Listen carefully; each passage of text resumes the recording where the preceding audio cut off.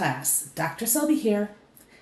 In this video, I want to describe how you would go about taking a line bond structure through identifying all bonds as polar or nonpolar. Since this is a molecule, ionic bonds don't apply to this problem.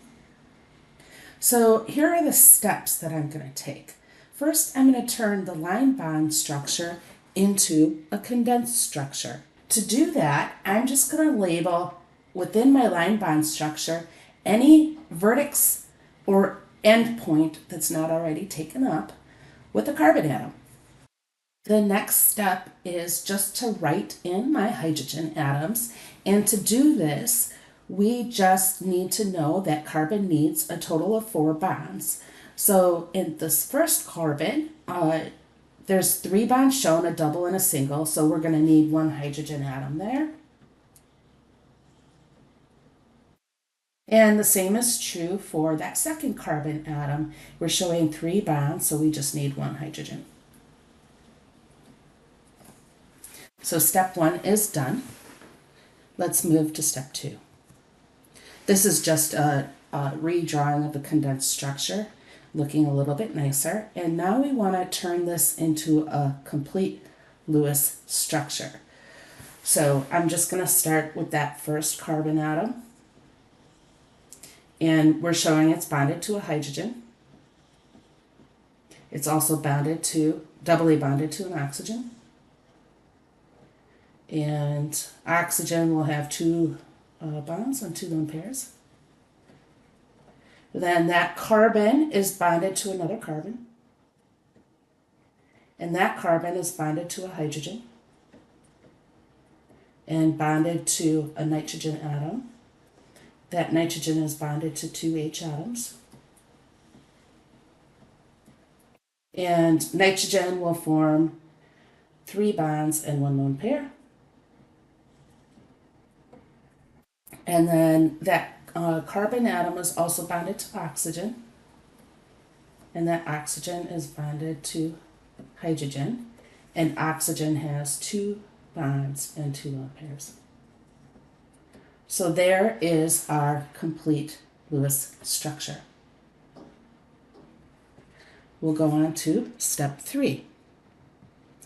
This is just a drawing of that complete Lewis structure. And I want to list all bonds. If the same exact type of bond is seen more than once, I'm not going to list it. So we're just going to list unique bonds. And so starting here, we have carbon to oxygen.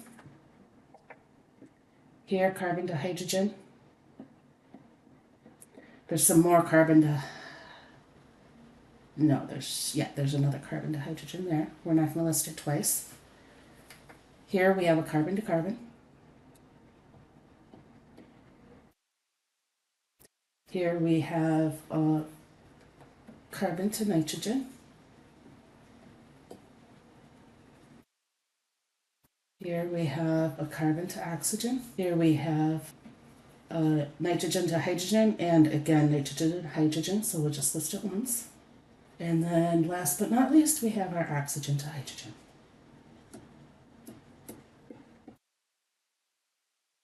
Now we're ready for the next step. Here, I just want to calculate the differences in electronegativities, and we need some kind of piece of information. This is taken from a periodic table that lists electronegativity values in your textbook. And all I do is take the absolute value, like subtract and take the absolute value. So in the first example for carbon to oxygen, here's carbon 2.5. Subtract, and here's oxygen's 3.5. And I want to take the absolute value, and that equals 1.0. And then I continue in the same manner for the rest of them. And here are the results for those. So these are all the electronegativity differences.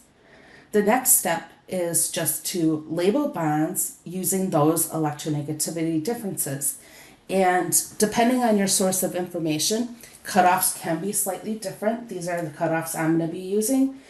When you cite values, you should identify the source of the information, and this was obtained from your textbook in your assigned reading. So, for example, we have carbon to oxygen with a difference of 1.0, and so that's going to be polar covalent. And then carbon to hydrogen with a difference of 0.4, that falls under nonpolar covalent. Carbon to carbon, 0, nonpolar covalent. Carbon to nitrogen, 0.5, that falls under polar covalent. Nitrogen to hydrogen falls over here under polar covalent. And carbon to oxygen, again, polar covalent. And oxygen to hydrogen, that is polar covalent. So here's a summary of those results. I hope this video was helpful. That's the end of the video. Thank you, and if you have any questions, please send me an email.